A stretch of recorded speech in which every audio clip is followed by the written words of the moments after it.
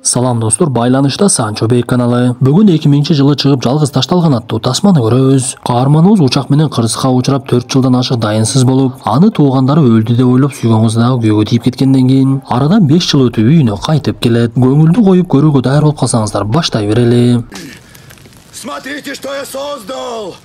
Я сумел Достор, бул кабарыбыз бизди өлкөбүздүн кайсы булуң бурчунан көрбөсүн, кыргыздын кыраан жигиттеринин бардыгына тиешелүү. Айрыкча сиз аскер кызматкери болсоңуз, же болбосо аңчылыкка кызыгып алыстан таамай атып, айылда атагы чыккан мергенчилердин катарын толуктап, жок эле дегенде шаркырап аккан суудандагы балыктардын кайда сүзүп жаткандыгын билген балыкчы болсоңуз, анда бул дүкөндөгү буюмдар сизге өтө керектүү. Дүкөнүбүз өзү баатырлар байырлаган Баткен шаарында жайгашканы менен, сиз Кыргызстандын кайсы бурчунда болбоңуз Instagram аркылуу буйрутма берсеңиз болот. Азыр техниканын өнүгүп турган заманында Instagram'dan спецназер KG аккаунтуна кирип, буйрутманы берип дарегиңизди айтсаңыз, Ылдам экспресс менен көз жумуп ачкычаңды жеткирип берет. Дүкөнүбүзгө буюмдар Турция, Америка, Россия жана өзүбүздүн эле жакынкы кошунабыз Кытай мамлекеттеринен келет. Андыктан достор, Instagram аккаунтка кирип катталып, биздин атыбыздан келгениңизди айтып, көптөн бери алам деп чыгын албай жүргөн шайманыңызды алып өзүңүздү бир кубандырыңыз. Эгер сиз Баткен шаарынын өзүндөгү дүкөндөн алам десеңиз, Сыдыков 52 дарегиндеги мега дүкөнүнө келип, биринчи кабаттан биздин соода күркөнү таба аласыз. Анда достор, Instagram'dan сырткары байланыш сандарында айта кетейин: 0552 76 76 42.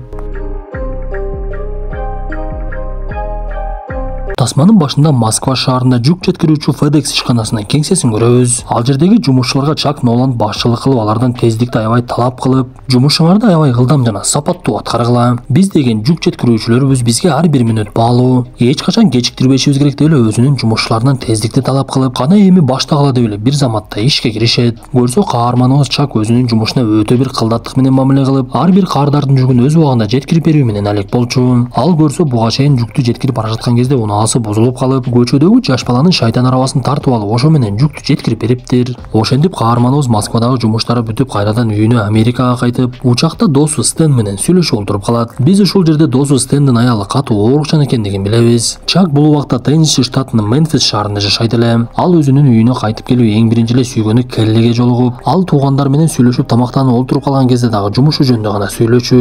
Көрсө акыркы каттамдарда бир унаа 2 мүнөткө кечигип калып, бул нерсеге Чак аябай жини келип, бүгүн 2 мүнөткө кечиксек, эртең 2 саатка кечигишибиз мүмкүн деп эле кызалана берет. Ошентип алар тамактанып бүтө эле Чакты кайрадан жумушка чакырды. Анда Чак жумушуна жок дей албай сүйгөнү Келлиден кечирим сурап, мен барышым керек деп, кийимдерин ырастаганча эле Келлиге түшүндүрө баштайт. Бул жолу Малайзияга учуп кетем, ал жактан жумуштарды баатыр эле бүтүрүп коюп, жаңы жылга чейин келип калам деп убадасын берип, экөө бири-бирине белектерин беришкенге дагы жетишет. Анда Келли каарманыбызга өзүнүн сүрөтү бар саатын берсе, Чак Келлинин колун сурап ага шакек белек кылат. Анда Келлинин кубанычы койнуна батпай, каарманыбыз келсек үйлөнөбүз дегендей кылып, аны менен жакшы маанайда коштошуп учагына олтуруп кетти. Каарманыбыз учакта уктап бара жатып эле бир кезде ойгонуп кетсе, бороон жамгыр башталып, уч-куштар бир аз тынчсызданып калыптыр. Анткени аларга терезеден эч нерсе көрүнбөй, байланышка чыгайын десе жерден дагы эч ким жооп бербей, жолду анык биле алышпай Тынч океандын үстүндө бара жатышкан. Анда каарманыбыз бет колун жууп алайын деп эле ажатканага кирип, ошол замат эле учактын башкаруусу жоголуп, ичинде шамал башталат. Анда уч-куштардын бири каарманыбызга жардам берип, аны ордуна олтургузуп, анын колуна өзүн өзү үйлөөчү кичинекей кайыкты берип коет. Көрсө бул убакта уч-куштар учакты такыр эле башкара албай калышыптыр. Ошентип арадан көп убакыт өтпөй эле учак тегинен барып сууга сайылып, учактын ичине суулар толуп экиге дагы бөлүнүп калат. Анда каарманыбыз өзүн өзү үйлөөчү кайыкты ачып жиберип, ага аба толгондон кийин үстүгө чыгып, учактын жарымы ылдыйга чөгүп кетти. Сууга чөкпөй араң чыккан каарманыбызды учактын экинчи жарымы басып калайын деп, ал араң куткарылып, бороон болуп жаткандыктан деңиздин үстү катуу толкуп, каарманыбызды кайыгы менен толкундар кырсык болгон жерден алыстатып жиберет. Бир кезде ал жамгырдан көзү арагын эле көрүп, чагылгандын жарыгынан бир аралга келип такалгандыгын байкайт. Ошентип таң атып калган кезде Чак жээкте ойгонуп, эки жакты карап эмне кылышын билбей чөнтөгүн оодарып, иштетип жүргөн пейджерин жана сүйгөн кызы берген саатты гана тапты. Ал мындан соң жээкке агып чыккан кээ бир жүктөрдү көрүп, балким менден башка дагы бирөө тирүү калгандыр деп эки жакка кыйгырып, бирок эч кандай жооп ала албай, айлана чөйрөсүндө деңизден башка эч нерсени көрө алган жок. Ошентип Чактын жалгыздыктагы жашоосу башталат. Ал түнү дүңкүлдөгөн үндөрдү угуп чочуп кетип, эки жакты карап эле, бирок эч кимди таба албады. Ошентип экинчи күн таң атып жээкке чыгып келген жүктөрдү каарманыбыз чогултуп, түнү менен дүңкүлдөгөн үндөрдү дагы бир жолу уга баштайт. Көрсө ал жерде пальмада бышып калган кокостор жерге түшкөндө дүңкүлдөгөн үндөр чыгат экен. Анда Чак дароо эле кокосторду чогултуп, алардын ичин жара албай эле кыйнала баштайт. Ошентип Чак кокосунун суусуна тоюп Алина чөрөнү бир сыйра изилдейин деп, суунун жээгин изилдеп бара жатып аралда кичинекей үңкүр бар экендигин көрөт. Бирок ал бут кийими жок болгондуктан буттары таштарга тийип канап, үстүндөгү кийимин жыртат дагы бут кийим кылып жасап алат. Анын максаты аралдагы эң бийик чокуга чыгыш эле. Көп өтпөй эле Чак чокуга чыгып келсе, Алина чөрөсүндө деңизден башка эчтеке жок экен. Анан дагы суунун аралга жакын жеринде толкундар токтобой жүрүп турчу. Бир кезде каарманыбыз жээгде жаткан адамдын денесин көрүп ал жака чургап барып, суудан денени аңтарса учактын башкаруучуларынын бирөөсү болуп чыгат. Бул өлгөн адамдын аты Альберт эле. Каарманыбыз анын денесин сүйрөп барып атайын бир жерди казып, өзүмө керектүүлөрдү алып алайын деп Альберттин бут кийимин чечип, андан соң кол чырагын дагы өзүнө алып алды. Ал ошентип Альбертти ал жерге көмүп, атын дагы жылын дагы жазып коет. Биз ушул жердеги жазуудан окуя 95-жылы болуп жаткандыгын түшүнөбүз.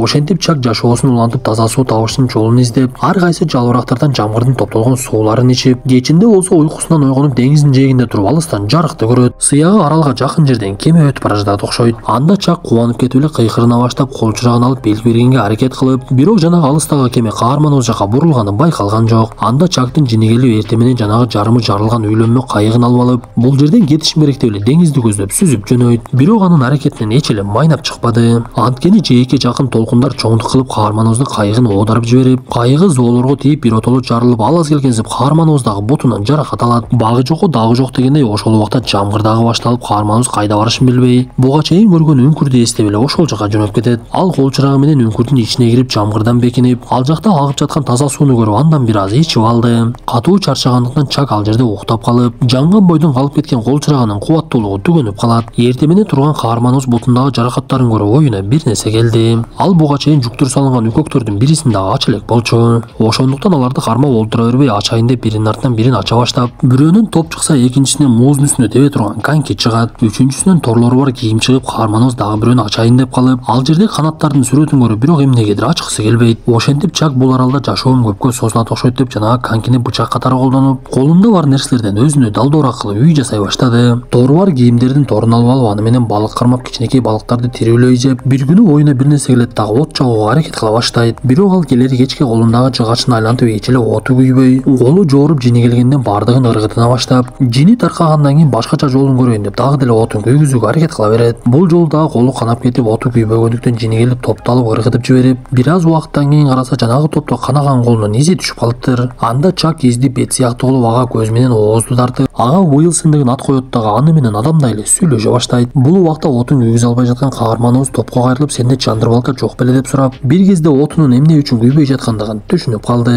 Көрсө ал жерге астынан аба кирбей жатыптыр. Ошон үчүн башкача жолун тандап бир кезде кылган аракетинен түтүн чыга баштап, күйгөн отту өчүрбөй эле чоң отундарды салып эле тутандырып жиберди. Я сделал огонь! Ошентип кармаган нерсесин биринчи жолу отко бышырып жеп, бирок бир маселе чечилсе андан дагы орчундуу маселе пайда болот. Каарманыбыздын буга чейин оң тараптагы тиши ооруп жүргөн болчу. Бир кезде эле ошол тишинин оорусу күчөйүп эмне кылышын билбей, жамгыр башталган кезде адаттагыдай эле үңкүргө кирип алып ал жактан от жагып, топ менен сүйлөшкөнчө эле тишинин маселесин чечүүнүн аракетин көрө баштайт. Көрсө Чак тишин жулууну көздөп жатыптыр. Ал конькинин биринчисин күзгүдөй кылып, экинчисин тишине такап, таш менен конькини уруп жиберип эле ошол жерде эс болуп калды. Биз мындан соң каарманыбыз аралда жашап жүргөндө 4 жыл өтүп кеткендигин көрөбүз. Ал бул убакта чыныгы жапай адамга айланып, балыкты алыстан жыгач менен сайып, өзү арыктап булчуңдары чыгып, чачы менен сакалы такыр эле өсүп кетиптир. Ошондой күндөрдүн биринде каарманыбыз үңкүрдө ойгонсо эле тарактаган үндөр чыга баштайт. Ал тура калып, топко жини келип, сен эмне эле тарактап жатасың деп ага кыйкырып, бирок бул нерсе эшикте угулуп жаткандыгын байкап калды. Анда Чак найзасын кармап эле сыртка чыкса, ал жерге бир түшүнүксүз нерсе агып келип калыптыр. Көрсө бул көчөгө орнотула турган ажаткананын бир бөлүгү экен. Чак тобокко аны карап олтуруп, каарманыбыздын оюна бир нерсе келип, аракетибизди кылып көрүшүбүз керек деп эле пальмаларды кыя баштайт. Каарманыбыз чоң союлдарды даярлап, аларды бири-бирине байлаганга жип ырастап, ал жердеги кичинекей бутактарды кыркып, алардын сыртын сыйрый баштайт. Көрсө сыйрылгандарды бири-бирине өрүп, жип кылууну көздөп жатыптыр. Ошентип жипке ылайыктуу бутактардын бардыгын кыркып бүткөндөн кийин башка бутак калбай калып, топ менен сүйлөшүп жатып, башка жакта дагы 10 метрдей жиби бар экени эсине түшөт. Көрсө будан 1 жыл мурда каарманыбыз өзүн өзү асканга аракет кылыптыр. Ошондуктан 10 метр жип ырастап, аны бийиктикке байлап, биринчи жыгачты асып көрүп, андан соң асынып өлөйүн деп, бирок акырында өзүн кармап калыптыр. жатыптыр. Ал ошентип даярдыгын көрүп кечинде адаттагыдай эле Уилсон деп атап койгон тобу менен сүйлөшүп, бир кезде аны менен уруша кетет дагы топту бир тебеле эшикке ыргытып жиберет. Кайрадан эле бир аздан кийин жини таркагандан кийин Уилсонду издеп жөнөп, аны кайрадан таап алып эле ыйлагысы келип кечирим сурап кирди. Чак бул убакта жөн жүрбөй шамалдын кайсы убакта кайсы жака ургандыгын эсептеп, жээки толкундардын агуусундагы аз мезгилин билип калган. Бул убакта ал жыгачтардан даярдап жаткан кемеси дагы даяр болуп калган болчу. Ошентип каарманыбыз аралдагы таштардын биринде бул жерде Чак Ноланд 5 жылдай өмүр сүрдү деп жазып, анан дагы астына мен Келлини жакшы көрөм деп өзүнүн сапарына чыгат. Ал шамалды жээктен деңиз жака уруп жаткандыгын билип кайыкты деңизге түшүрүп, Уилсонду кайыкка байлайт дагы толкундарга каршы сүзүп жөнөдү. Ал жанагы таап алган ажаткананын бир бөлүгүн дагы кайыгынын үстүнө байлап алган эле. Ошентип кичинекей толкундардын биринин артынан бирин ашып акырында чоң толкунга жетип калган кезде байлап алган нерсесин көтөрүп кайыктын сүзгүчү кылып алат. Ошентип Чактын аракетинен майнап чыгып ал чоң толкундан өтүп кетип Уилсонго мактанып, буйруса биз жеңдик, эми куткара алабыз деп эле кубана баштайт. Бирок кантсе да Чак 5 жыл өмүр өткөн аралды көзү менен узатып, Уилсон менен сүйлөшкөнчө деңиз үстүндө кете берди. Ал жамгырдын суусун атайын кокостон жасалган идиштерге топтоп, кээ бир күндөрү союлу менен балыктарды кармап курсагын тойгузуп жатты. Ушундай күндөрдүн биринде дагы бир жолу бороон башталат. Каарманыбыз кайыкты бекем кармап, бирок үстүндөгү жабылып турган чатыры учуп кетип, бороон токтогондон кийин кайыгынын жарымы бузулуп калгандыгын көрөбүз. Анда шамалдан байланып турган Уилсон дагы сууга түшүп кеткендиктен каарманыбыз аны куткарганга аракет кылып, бирок ал агым менен кайыктан өтө алыс кетип калгандыктан такыр эле ага жетпей койду. Бул убакта так эле Тарзанга окшоп калган каарманыбыз Уилсондон айрылганын айлап, биз ушул убакта каарманыбыздын жанында 4 бурчтук өкөк тургандыгын көрөбүз. Көрсө каарманыбыз буга чейин канаттардын сүрөтү бар ачпай койгон жүктү дагы деле өзү менен кошо алып жүрөт экен. Ошентип Чак уктап кеткен кезде анын артынан чоң бир кеменин келе жаткандыгын көрөбүз. Анда Чак кемени көрүп акыркы күчү менен колун көтөрүп, биз бул окуядан кийин 4 жума кийинки окуяларды көрө баштайбыз. Бул убакта каарманыбыз сакал мурутун алып өзүнө келип досу Стенге жолугуп, каарманыбызды шан шөкөтүнөн тосуп алууга камданып жаткандыгын угат. Анан дагы Стен Чакка сени аябай эле көп издешти. Бирок акырында издөөлөр токтоп калгандан кийин биз сени өлдү деп ойлоп тажыяңды өткөрүп, кадимкидей эле акыркы сапарга узатканбыз. Анан менин ооруп жүргөн аялым дагы өтүп кетти деп өзүнүн аял жөнү дагы айтып берет. Ошентип Чак Мемфиске кайтып келип аны өтө чоң шан шөкөт менен тосуп алышып, бирок ал жерге сүйгөн кызы Келли келбей коет. Көрсө ал дагы каарманыбызды издөөнү токтотушкандан кийин үмүтүн үзүп, Джерри Лавет деген адамга турмушка чыгып кетиптир. Сүйгөн кызынын ордуна анын күйөөсү Джерри келип бардык нерсени түшүндүрүп берип, каарманыбыз терезеден гана Келлинин унаага түшүп кетип бара жаткандыгын көрүп калат. Ушул убакка чейин Келли сүрөтү менен берген саатты сактап жүргөн Чак такыр эле аны унута албай, кечинде такси жалдап сүйгөнүнүн үйүнө барууну чечет. Көрсө Келли дагы уктай албай аны күтүп жаткан экен. Ал дагы Чакты көргөнүнө кубанып наности деп үйүнө киргизип, аны канчалык күткөнүн жана турмушка чыгып кызды болгондугу тууралуу айтып берет. Анда Чак Келлиге ал белек калган саатты кайтарып берип, экөө бири-бири менен сезимдери жөнүндө сүйлөшкүсү келип, бирок эмнегедир аларды бир нерсе тосуп жатты. Ошентип Келли Чак таштап кеткен унааны ага кайтарып берип, Чак кетейин деп жатса эле Келли анын артынан чуркап жөнөйт. Көрсө эки каарманыбыз бири-бирин дагы деле катуу сүйөт экен. Бирок экөө тең чогуу боло албастыгын түшүнүп бири-бирине жакшылык каалап, кантсе да өмүр бою бири-бирин эстеп сүйүп жүрөрүн айтышып коштошушат. Мындан соң каарманыбыз унаасын минип алып эле талаадагы үйлөрдүн бирине барды. Көрсө ал жанагы аралдан бери көтөрүп келген канаттардын сүрөтү бар жүктү жеткиргени келиптир. Анда үйдө эч ким жок болгондуктан каарманыбыз ал жерге кат жазып, сиздин жүгүңүз мени куткарып калды деп таштап кетет. Биз ушул жерде билгендей Чак мен бул жүктү сөзсүз үйүнө жеткиремин деп ниет кылып койгон экен. Бардык нерсе ниетке жараша дегендей Чакты жараткан ошон үчүн куткарып калды окшойт. Достор, ушундай мүнөттөр менен тасмабыз дагы аягына чыгат. Бул тасмадан ала турган сабагыбыз жашоодон эч качан үмүтсүз болбойлу. Кандай учур болбосун жаратканга таянып аракетти катуу кыла турган болсок, кандай болбосун маселебиздин чечимин тапсак болот. Анда достор, кийинки тасмага чейин ден соолукту жакшы карап, каналыбыз тууралуу досторуңуздар менен бөлүшүп, аларга дагы маалыматты жеткире жүрүңүздөр.